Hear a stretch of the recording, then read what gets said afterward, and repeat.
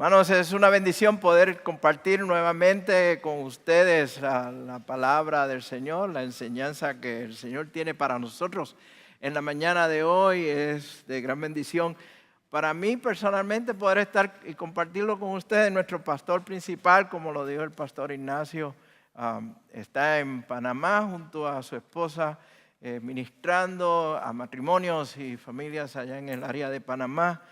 Para los que no me conocen y están aquí de visita por primera vez o nos están visitando y no he tenido el placer de conocerlos a él, mi nombre es Rafi Gutiérrez, soy uno de los pastores aquí en la iglesia y es una bendición poder estar, como dije al principio, poder estar con ustedes en esta mañana.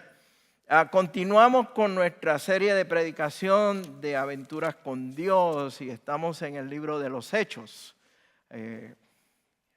Aprendiendo más de las aventuras que tuvieron los apóstoles y las aventuras con Dios. Y al estudiar y preparar durante este tiempo este mensaje, lo que Dios ha puesto en mi corazón esta mañana para ustedes, trae a mi memoria algo muy especial para mí. Esta persona, de esta persona, de sus labios, yo he escuchado preguntas teológicas con una profundidad increíble que aun cuando estudios de seminario me hicieron volver atrás a preguntar y a conseguir cómo contesto estas preguntas de tanta profundidad teológica. Pero también he escuchado palabras que me han hecho reflexionar de parte de esta persona, me han hecho reflexionar de mi propia vida, de cosas que estaba pasando por alto o por desapercibido en este tiempo de mi vida. Y si ustedes me permiten, déjenme darle un ejemplo de una de estas conversaciones cortas que tuve con esta persona. No hace mucho estaba cómodamente sentado compartiendo con algunas personas más y cuando me levanté de la silla donde estaba tan y tan cómodo, no tuve otra alternativa que cuando me enderecé sacar un quejido que salió de lo más profundo de mi ser, de lo más profundo de mi corazón y decir, ¡ay! Poder estirarme. Tal vez muchos de ustedes ya están pasando por ese tipo de malestar al tener que estar sentado un rato y como que los músculos y los huesos no se hablan y crea ese malestar, ese dolor. Algunos de ustedes se están riendo, los que no se ríen, prepárense porque en un momento dado van a llegar. Esta persona se me queda mirando y me dice, ¿qué te pasa? Y le digo, es que me dio un dolor en las rodillas, me dio un dolor fuerte en las piernas. Y me dice, ¿sabes qué? A mí me pasa lo mismo, pero mami me dice que es que estoy creciendo. Papá, todavía tú estás creciendo. ¿Cómo voy a argumentar con la sabiduría tan profunda de mi nieta de 7 años cuando me dice que todavía estoy creciendo? La verdad realmente no se argumenta, se acepta. Y para mí fue de placer poder decir, ¿sabes qué? Yo todavía estoy creciendo, sí. Y el dolor del crecimiento me acompaña. Mi nieta fue muy clara en eso, ¿no? Dio, como decimos nosotros ahí, en el clavo. Papá, todavía tú estás creciendo. Y lo acepté. Aún estoy creciendo. Y el dolor del crecimiento me acompaña. Podemos, hermanos, cuando hablamos del dolor del crecimiento, que tal vez ustedes han escuchado esta expresión anteriormente, la podemos observar en cualquier organismo vivo, en cualquier organización donde sucede este dolor de crecimiento. Si hay crecimiento, hay dolor con el mismo crecimiento. Es inevitable, no lo podemos evitar. Si queremos crecer, si una organización quiere crecer, ha de pasar por un dolor de crecimiento. en la cual vienen acompañadas de dificultades, de problemas, de adversidades que realmente causan dolor, causan malestar en nuestras vidas. Es como cuando crecemos físicamente que hay esos dolores en nuestro cuerpo. El escritor John Maxwell, un reconocido autor sobre temas de liderazgo, en una ocasión dijo lo siguiente: la vida está llena de altibajos. El problema es que la mayoría de nosotros solo queremos estar en los altos y los más altos de la vida y no en los bajos. Eso es imposible.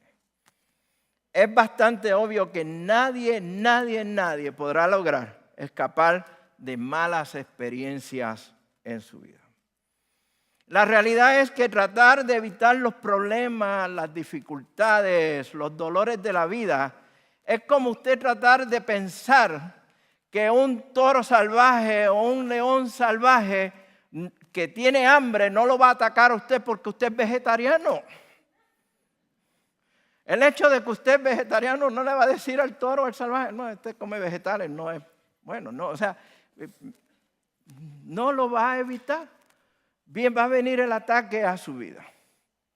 De hecho, hay una expresión, hay un refrán o una expresión, y voy a pedir disculpas desde ahora, perdón, porque la expresión, si usted la visualiza, es como que es un poquito desagradable. Pero la expresión dice que hay días en que usted será la paloma, pero va a llegar días en que usted será la estatua donde se posa la paloma.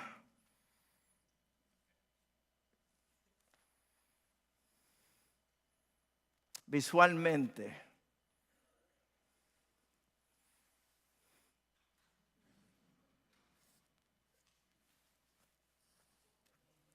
donde se posó la paloma. ¿Me siguen ahora? Hay días que usted es la paloma, pero hay días que usted está en la estatua donde la paloma se posó. Y lo que deja la paloma allí no es nada de agradable. Molesta, duele. La iglesia no es excepción a la regla. La iglesia no es excepción a la regla del dolor de crecimiento. De hecho, en las Escrituras, en las palabras de Dios, cuando estudiamos con profundidad la Escritura y estudiamos el Nuevo Testamento y estudiamos el desarrollo de la iglesia, podemos ver y podemos apreciar, podemos observar el dolor del crecimiento en la iglesia. El doctor Lucas, quien escribe el libro de los Hechos de los Apóstoles y quien escribió el Evangelio de Lucas, nos presenta una serie de relatos y imágenes claras de ese dolor de crecimiento. Yo soy uno de los que opina y cree firmemente que cada creyente, cada cristiano, también de estudiar la palabra de Dios y de estudiar la Escritura, también debe de estudiar la historia del cristianismo, la historia de la iglesia cristiana. No tal vez no en tanto detalle como a mí me gusta hacerlo, pero tener un panorama claro de la historia de la iglesia cristiana, de la historia del cristianismo. Y yo espero que en algún momento dado al maestro de la clase Maranata le den la oportunidad de enseñar sobre la iglesia, sobre la historia de la iglesia cristiana y del cristianismo. O sea, podemos aprender muchísimo del crecimiento de la iglesia y de lo que la iglesia es hoy. La iglesia, como vimos el domingo pasado, y nuestro pastor Carlos Azueta hablaba sobre esto, comenzó a experimentar un crecimiento. Y luego de la predicación de Pedro se convirtieron 3,000 personas. Y la iglesia comenzó a experimentar crecimiento. Pero ese crecimiento solamente, y lo voy a repetir varias veces, se estaba dando en Jerusalén y en Jerusalén solamente. Sin embargo, días atrás, cuando el Señor ascendió a los cielos, el Señor bien claramente le dijo, y van a predicar el evangelio en Jerusalén, en Judea, en Samaria y hasta los fines de la tierra. Y hasta este momento, hasta este punto en la que estamos hablando el día de hoy, el crecimiento se estaba dando en Jerusalén.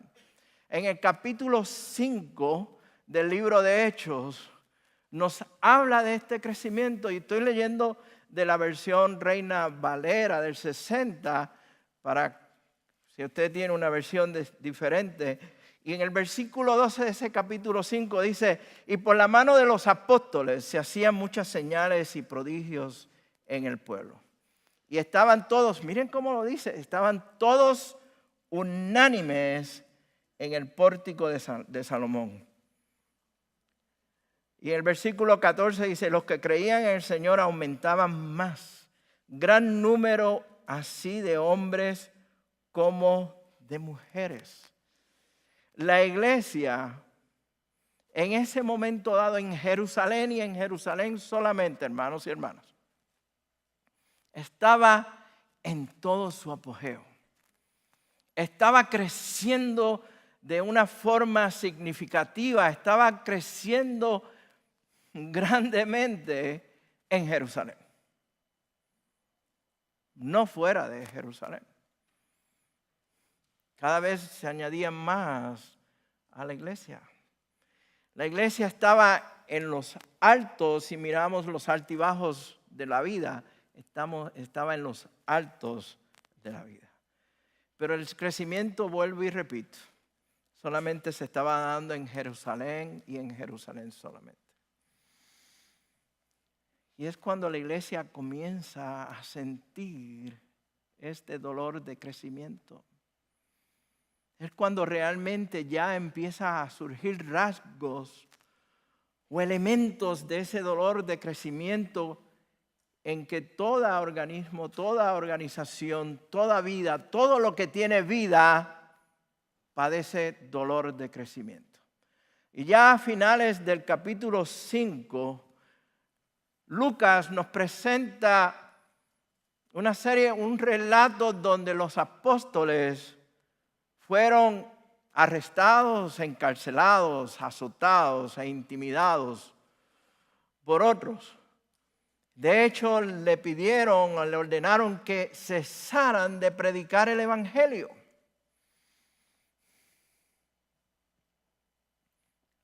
Pues la iglesia estaba creciendo grandemente. Miren lo que dice el versículo 41 de ese capítulo 5. Dice de la siguiente manera: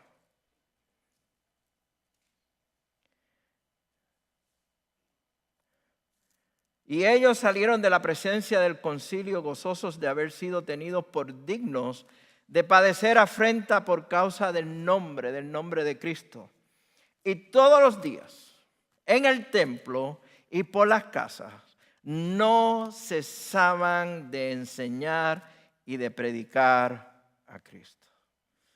Los apóstoles, a pesar de la persecución, a pesar de los azotes, a pesar de haber sido arrestados, de haber sido intimidados, no cesaron de enseñar y de predicar. La iglesia estaba en todo su apogeo. Creciendo, más gente iba llegando a la iglesia. Sin embargo, Lucas trae algo muy interesante. Trae un evento muy, muy interesante que tal vez para algunos no sería tan significativo, pero Lucas lo trae con el propósito de presentar ese dolor del crecimiento de la iglesia, pero también como una introducción a lo que ha de acontecer en un capítulo más tarde en la vida de uno de estos hombres. Y es que Lucas trae un problema que surge dentro de la iglesia, de la comunidad, podríamos llamarlo un problema ministerial, un asunto ministerial, un asunto administrativo.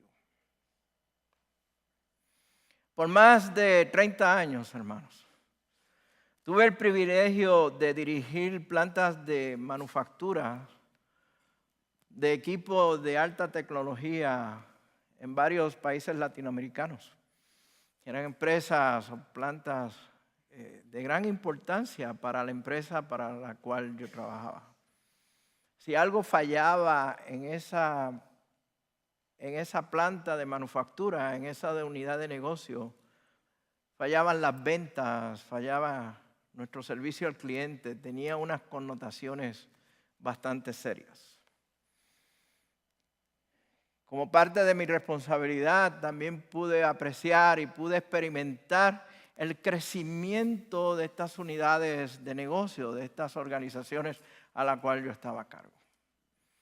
Y con ellos, aun cuando disfrutaba poder ver el crecimiento, vino también el dolor de ese crecimiento. Y les confieso que no fue nada de fácil. No fue fácil. Aunque usted no lo crea, y mi esposa está aquí para decirle, yo tenía una cabellera bien abundante. Y en un momento dado en mi vida era bien guapo. Pero el dolor de crecimiento trajo lo que ustedes están viendo en el día de hoy, en la mañana de hoy. No. Pues con él vinieron dolores de cabeza, largas horas de trabajo, conflictos, enojos, enemistades, traición, contiendas, peleas. Todo lo que usted pueda imaginarse. Experimenté todas y cada una de ellas. De ella aprendí muchísimo. Como también disfruté ver el crecimiento de estas unidades de negocio. Hubo días en que yo estaba en los altos de los altibajos de la vida. Hubo días en que me sentía paloma. Pero fueron muchos los días en que me sentía la estatua donde la paloma se posaba. Y lo que dejaba en mi ser, en mi vida, no era nada de agradable. Ser sincero con ustedes, apestaba.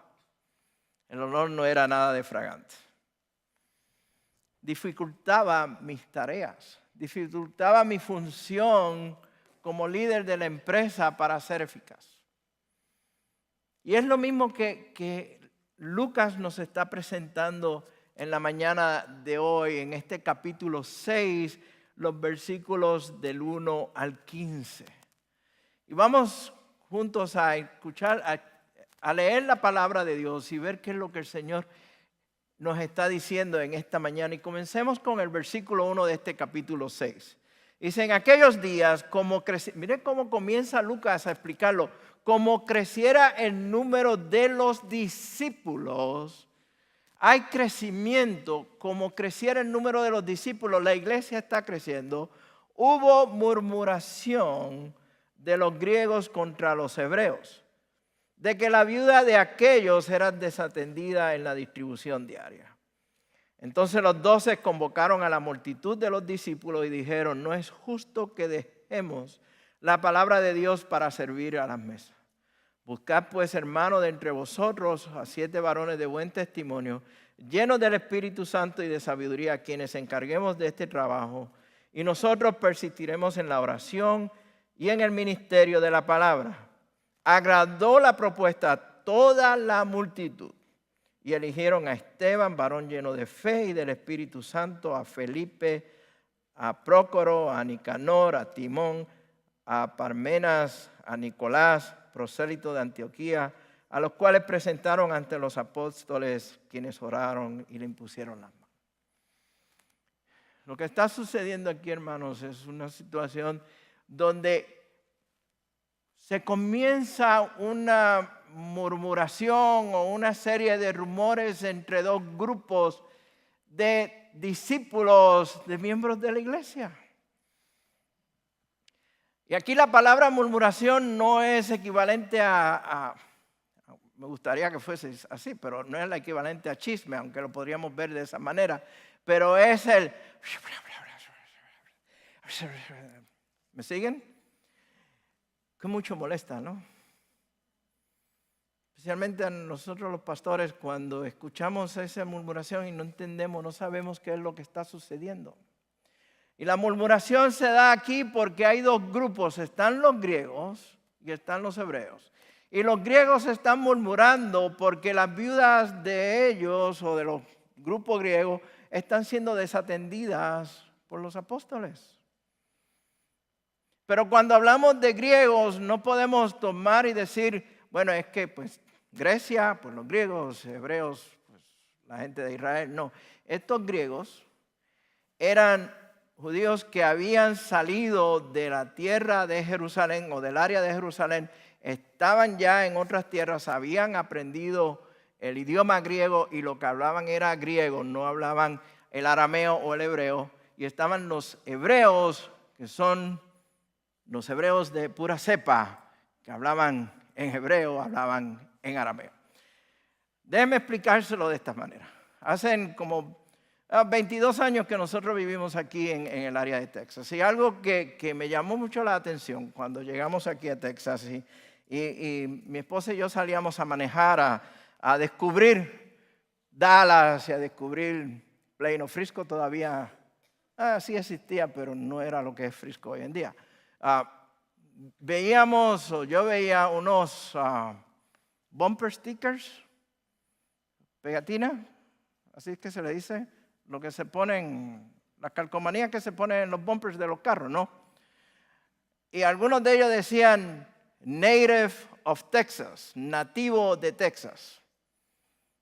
Interesante, ¿no? Eso quiere decir que nacieron, se criaron, viven y hablan tejano. ¿No? Pero había otros bumper stickers que a mí me llamaban la atención y decían, no nací en Texas, pero me apresuré para llegar aquí. ¿No? En inglés. ¿No?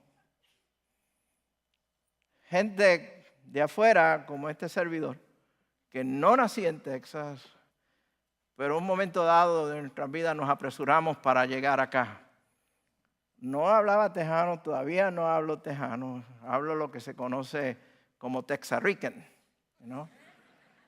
La combinación de tejano y de Puerto Rican, de puertorriqueño. Todavía no me entiendo lo que digo, pero ahí vamos. ¿Me entienden lo que les quiero decir? Ese es el conflicto que había entre estos dos grupos. Estaban los griegos, que no realmente eran griegos, sino los judíos que habían salido ya de la tierra de la Palestina y hablaban griego, y estaba este otro grupo. Los rumores, las murmuraciones, entonces llegan hasta los 12 apóstoles. Ellos la reciben y actúan con sabiduría. Reconocen inmediatamente el problema de lo que estaba sucediendo allí. Y el problema es que estaban tratando de hacer tanto a la iglesia crecer, que lo querían hacer todos ellos y estaban desatendiendo el ministerio. Y los mismos apóstoles, estos 12 hombres, reconocieron el problema y de una forma sabia manejaron este problema y no le dieron lugar a Satanás y no le dieron lugar a aquello que podía fácilmente dividir una iglesia que estaba en crecimiento. Mira, hermano, cuando una iglesia enfrenta un problema serio, presenta a los líderes, inclusive a los miembros de la iglesia, con una serie de oportunidades. Por un lado, los problemas, las dificultades, las murmuraciones que presentan ese problema nos dan la oportunidad de examinar nuestro ministerio, lo que estamos haciendo en la iglesia y descubrir qué cambios podemos hacer. La iglesia estaba creciendo, había éxito, pero si la iglesia se mantenía sin hacer nada más ante esos problemas en tiempos de éxito, mantener la situación o mantener lo que conocemos como el status quo nos puede llevar a grandes problemas. Es realmente peligroso para la iglesia. Cualquier ministerio o organización que piensa que su éxito ha de continuar automáticamente va derechita al fracaso. Como iglesia, como ministerio, como miembros de la iglesia, debemos de examinar regularmente nuestras vidas y ministerios para no empezar a dar las cosas por sentado, para no empezar a dar las cosas como que están dadas. En nuestras vidas como la iglesia no podemos quedarnos en los recuerdos de los éxitos pasados. No podemos seguir pensando en lo que fue el pasado y los grandes éxitos que tuvimos en el pasado. Tenemos que ver lo que Dios está haciendo en medio nuestro. Los apóstoles estudiaron la situación, concluyeron que ellos mismos eran parte del problema, estaban atareados en tantas cosas que podían caer en el descuido de la oración y de la palabra y de la predicación de la palabra de Dios a la cual el Señor los había llamado. Querían hacer mucho. Nosotros muchas veces caemos en ese mismo error. Muchas veces como pastores, como líderes de ministerio, como líderes de la iglesia, caemos en el error de querer hacer muchísimo. Y terminamos haciendo nada o terminamos haciendo muy poco. Los apóstoles, los 12 hombres, decidieron escoger a unas personas, 7 personas, para que sirvieran las mesas, para que atendieran las necesidades sociales y las necesidades de la congregación. Y quiero aclarar algo aquí, porque a veces es que he escuchado que como que esto fue una señal de que ese ministerio de servir las mesas y de atender las necesidades sociales de la iglesia, como se hizo en esta ocasión, era secundario, no tenía importancia. No, eso no es lo que la palabra está diciendo. Todo servicio, hermano, escúcheme bien y hermanas, escúcheme bien. Todo servicio que usted realiza para la gloria de Dios es importante para Dios. Irrespectivamente de lo que usted está haciendo. Ya sea desde el punto de recibir las visitas, recibir las personas, tener el café, buscar las donas, enseñar, predicar, visitar los enfermos, el que sea, es de importancia dentro de la iglesia. Funciona como un solo cuerpo. No hay tal cosa como un ministerio que sea más bajo que otro. Hoy en día tenemos una serie de charlatanes allá afuera que se han empeñado en establecer jerarquías y títulos y puestos al punto tal de que ya no son conformes con llamarse apóstoles o llamarse profetas, sino que ahora se están autodenominando como superapóstoles y superprofetas e inclusive patriarcas. Algunos hasta están cobrando para que usted le pueda escuchar. Mire, aquí se predica la palabra de Dios y no le estamos cobrando a la entrada. Al contrario, le abrimos las puertas ampliamente para que usted pueda venir a recibir la palabra de Dios. No caiga en los errores de aquellos que cobran por escuchar, por hablarle y decirle lo que ya está aquí. Y a veces me pregunto si lo que están enseñando es lo que está en la palabra del Señor. Todo ministerio, todo servicio es de importancia para la obra del Señor. Estos 7 hombres iban a realizar una labor de importancia. De hecho, el pastor D.L. Moody en una ocasión dijo que es mejor poner a 10 hombres a trabajar que querer hacer el trabajo de 10 hombres. Muchas veces caemos en ese error de querer hacer el trabajo de muchos.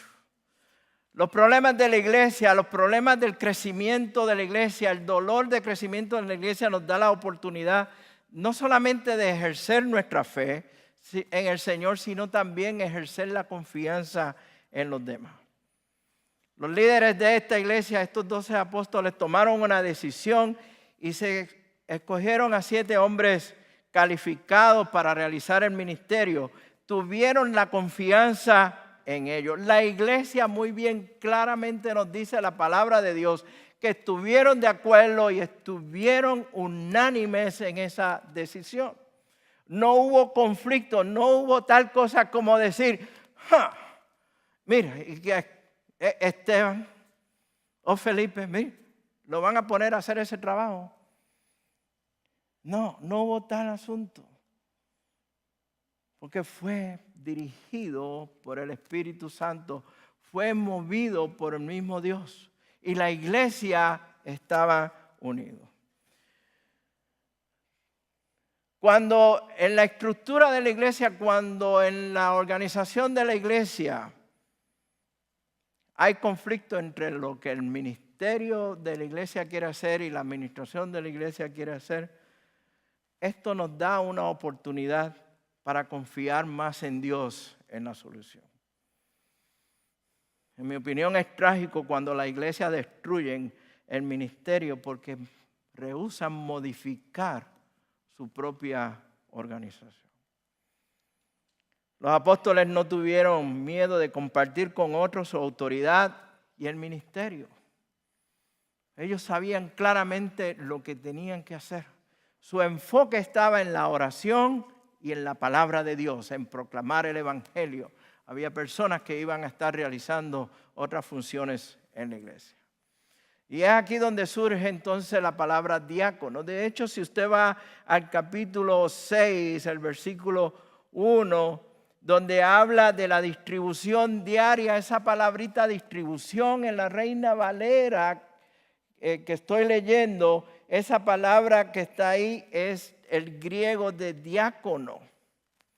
Y cuando se habla de servir es del mismo verbo en griego diaconeo, que significa siervo, significa servir. Estos 7 hombres sirvieron al Señor y sirvieron a la iglesia.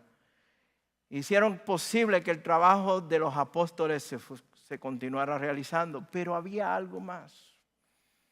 Hermano, acuérdense que el Señor bien claramente había dicho, y van a enseñar, van a predicar en Jerusalén, en Judea, en Samaria y hasta los fines de la tierra.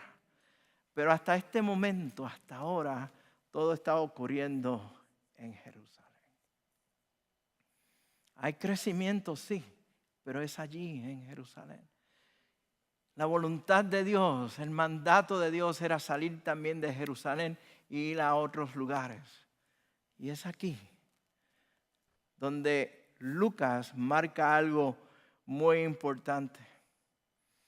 Y trae un evento, trae un incidente que es parte del dolor de crecimiento de la misma iglesia. Y nos presenta a un hombre que se llama Esteban.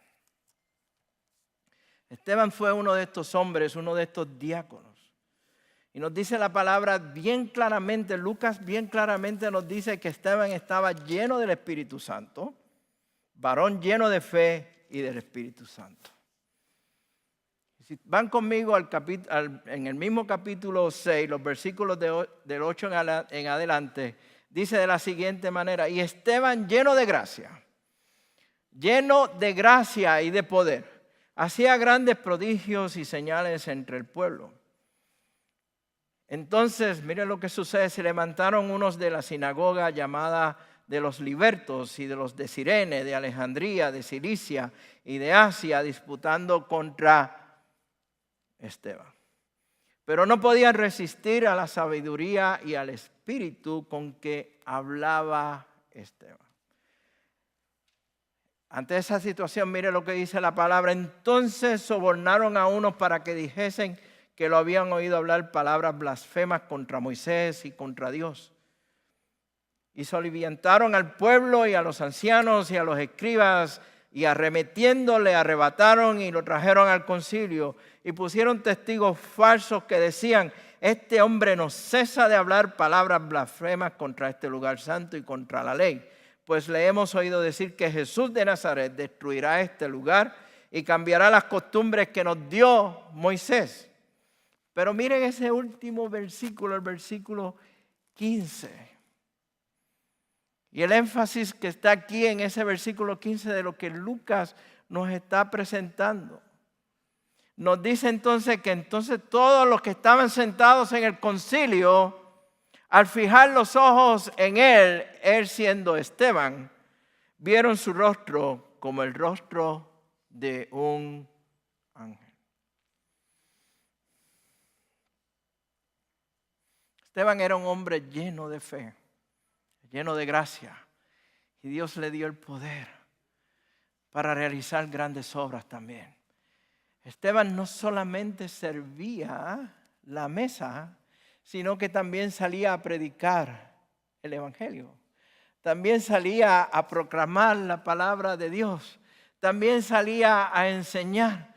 No se había limitado a decir: bueno, a mí me toca servir el café, y eso es lo único que yo voy a hacer, servir el café. El que venga, pues que hable con el pastor o que hable con otro, porque yo no voy a hablar a esa persona de Cristo, porque a mí me toca solamente hacer el café. No, la mentalidad de Esteban va más allá. No solamente fue escogido como uno de los diáconos o de los servidores, sino que también realizó funciones de apostolado. Y es que cuando nosotros estamos llamados para servir al Señor, estamos llamados para servir al Señor en totalidad y no parcialmente, hermanos. Nuestra vida es entregada al Señor y el Señor nos usa como instrumento, no solamente para servir el café, acomodar las sillas, recibir las visitas, pero también para proclamar el evangelio de buenas nuevas de Cristo. Amén o amén. No podemos decir en la iglesia: yo solamente voy a hacer esto, o en el ministerio yo voy a hacer esto. No, estamos llamados para servir al Señor por completo. Y Esteban era un ejemplo de esto. Pero con este éxito, si podemos decirlo así, de Esteban, también vino un dolor de crecimiento, y es que algunos se levantaron en contra de él. Llamaron a otros y los sobornaron para que testificaran falsamente contra Esteban. ¿Se les parece eso a ustedes, a alguien más que fue acusado de esa forma también? ¿No se acuerdan cuando Jesús fue llevado también ante el concilio y hubo falsos testigos y fue acusado también? Hay una similitud entre la forma en que Esteban fue acusado y cómo llevaron a cabo esto contra lo que cómo Jesús también fue acusado. Este mismo concilio que anteriormente intimidó, agolpeó, arrestaron a los apóstoles, ahora están arremetiendo contra Esteban. Y dice la palabra que fue arrebatado. En otras palabras, hay una versión que dice que repentinamente cayeron sobre él y lo llevaron al concilio y lo acusaron. Y el concilio habla de que está en contra de lo que Moisés dice, pero ahí Lucas menciona que cuando vieron su rostro, vieron el rostro como de un ángel. Cuando Moisés bajó del monte, dice que su rostro resplandecía como un ángel. Y Lucas lo que estaba diciendo es: ¿sabes qué? Ese rostro de ángel que estaban ahí no es de un hombre, es el rostro de un ángel, es el rostro de Cristo mismo que está reflejándose en Esteban. La palabra de estos hombres, de este concilio, de aquellos que estaban acusando a Esteban, estaba en contra de lo que la palabra de Dios quería hacer. Vemos que entonces Esteban más tarde, hermanos, si seguimos leyendo en el capítulo 7, Esteban se convierte en el primer mártir de la iglesia. Y con ello la iglesia comenzó a dispersarse. Y con ello la iglesia comenzó a llegar a Judea, y llegar a Samaria, y llegar a otras regiones y a otros sitios. Y con ello la iglesia comenzó a predicar y a enseñar el evangelio en otras tierras. Es cuando la iglesia entonces realmente comienza a crecer. Y no a crecer solamente en Jerusalén, sino que comienza a crecer en otros lugares. Dios utilizó el dolor del crecimiento, las dificultades, la adversidad, la persecución contra la iglesia para que la iglesia creciera. Utilizó eso para que la iglesia llegue a donde está en el día de hoy. La iglesia de Dios nunca, hermano, ha de cesar de crecer. Siempre seguirá creciendo. Y aun cuando haya dolores de crecimiento, la iglesia va a continuar creciendo. Como dije anteriormente, sabemos que Esteban murió como mártir de la iglesia. Con su muerte y la persecución a la iglesia vemos que la misma fue esparcida, la cual abrió las puertas para anunciar el evangelio en todas las partes. Como resultado del crecimiento y el dolor del crecimiento. Ese dolor nos mueve a crecer. Permítame compartir con ustedes 3 puntos importantes, en mi opinión, sobre lo que enseña la palabra de Dios en la mañana de hoy. Primeramente, los momentos difíciles de tu vida son precisamente eso, difíciles y duros. Claramente, sencillamente, hermano, es como lo puedo expresar. Los momentos difíciles de tu vida son precisamente eso, difíciles y duros. Pero podemos aprender mucho de ellos. Lo último que debes de hacer cuando te golpean momentos difíciles es sentir lástima contigo mismo. Pues todo el mundo se enfrenta a situaciones difíciles en algún momento. Eso transforma las malas situaciones, los malos momentos en oportunidades para crecer. Hay muchas veces que las malas situaciones son las que te darán un nuevo comienzo.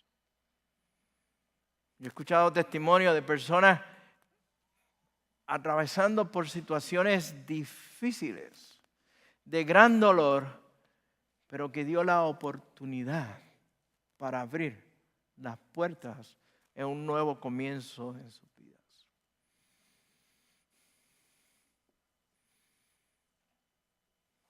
Tal vez no hay nada más difícil que el perder que un padre y una madre pierdan a su hijo.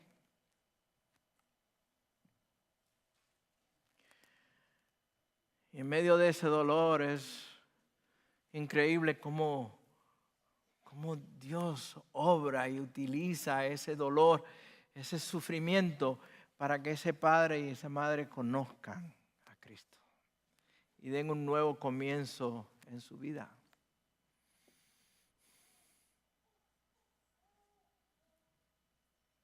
Dan una buena oportunidad para hacer lo que Dios quiere hacer en nuestras vidas. Nos permiten hacer algo diferente, no quedarnos igual. Nos mueven, y la pregunta que yo le hago a ustedes esta mañana es: ¿hacia dónde? ¿Nos mueve hacia el frente o nos ha de mover hacia atrás? ¿Nos volvemos amargados o nos volvemos mejores? ¿Crecemos más en el Señor o menguamos en nuestras vidas? ¿Nos limitan o crecemos espiritualmente? Hay personas con las cuales yo he hablado en varias ocasiones y que tienen esta forma de pensar negativa y de que todo lo ven tan negativo en sus vidas, que me dicen que cuando el camino se torna difícil es hora de tomarse una siesta. en vez de mantenerse en pie y enfrentar la adversidad con fe y con firmeza en la palabra del Señor. Hermanos, siempre habrá dificultades y dolores de crecimiento. Como dije al principio, mi nieta de 7 años en su sabiduría me dio a entender que aún yo estoy creciendo. Y aún hay dolores de crecimiento en mí. Siempre va a haber dolores de crecimiento. Sin embargo, por las influencias del mundo en que vivimos y teniendo al enemigo, al acusador Satanás, que siempre está buscando destrozar la obra de Dios, no nos debemos de sorprender de las dificultades y dolores de crecimiento que los cristianos, la iglesia, enfrentan. Hermanos, no vivamos con falsas expectativas. No pensemos que porque nos convertimos al Señor, venimos a la iglesia, todo de ahora en adelante va a ser color de rosas. No caigamos en ese error, no tengamos falsas expectativas. El Señor mismo nos lo dijo claramente que en el mundo vamos a tener aflicciones. Y si nos quedamos ahí, realmente diríamos, hoy, ¿para qué yo estoy haciendo esto? ¿No? ¿Para qué voy a estar siguiendo al Señor? Pero inmediatamente Él dice, pero confiar, porque yo he vencido al mundo. Y si yo estoy en Cristo, entonces soy más que un vencedor.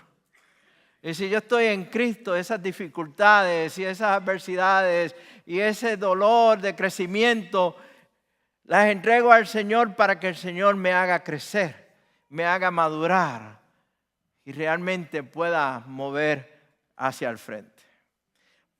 Pedro en su primera carta nos exhorta diciendo lo siguiente: estén alerta, estén alerta. Cuídense de su gran enemigo el diablo, porque anda al acecho como un león rugiente, buscando a quien devorar. Manténganse firmes contra él y sean fuertes en su fe. Recuerden que su familia de creyentes en todo el mundo también está pasando por el mismo sufrimiento. Cuando usted esté en momentos de sufrimiento, de dolor de crecimiento, vaya a la palabra de Dios, pero también acuérdese que hay otros hermanos, miembros de la iglesia que están pasando por sufrimientos también. Vamos a mantenernos firmes y orando por ellos. Y por último, la ferviente proclamación de la palabra de Dios a traer crecimiento a la iglesia, tanto en profundidad espiritual como en números. Así como Pedro, Esteban y los apóstoles fueron fieles en la proclamación de la palabra de Dios, trayendo crecimiento a la iglesia, nosotros como ministros de la palabra de Dios debemos de fielmente proclamar el evangelio y discipular a otros. Hermanos, es mi oración y espero que sea también la oración de cada uno de ustedes, que cuando los acusadores, los que persiguen la iglesia, el mismo mundo, cuando nos agolpeen las dificultades, cuando nos agolpeen las adversidades, los problemas, cuando tengamos esos dolores de crecimiento, podamos ser como Esteban. Podamos depositar toda nuestra confianza en el Dios Todopoderoso y lanzarnos en una aventura con Él. Y que otros vean en nuestro rostro como el rostro no solamente de un ángel, pero que vean el rostro de Cristo en cada uno de nosotros. Que esta sea una iglesia que refleje a Cristo. Que esta sea una iglesia de crecimiento. Que esta sea una iglesia que juntos como hermanos podamos siempre mantenernos firmes en la palabra de Dios y apoyándonos los unos a los otros. Es mi oración para esta iglesia. Tener ese crecimiento, no solamente un crecimiento no solamente de números, pero un crecimiento espiritual. Dios nos invita a esa aventura. Pero esa aventura con Dios ha de traer también dolor de crecimiento. Va a también traer dificultades. Va a también traer adversidades. Pero servimos a un Dios todopoderoso. Servimos a un Dios grandioso. Servimos a un Dios grande. A un Dios que ya ha vencido el mundo. Ya nosotros sabemos cómo ha de terminar la historia. Y es nuestro anhelo seguirle a Él. Nuestra única y verdadera esperanza, Cristo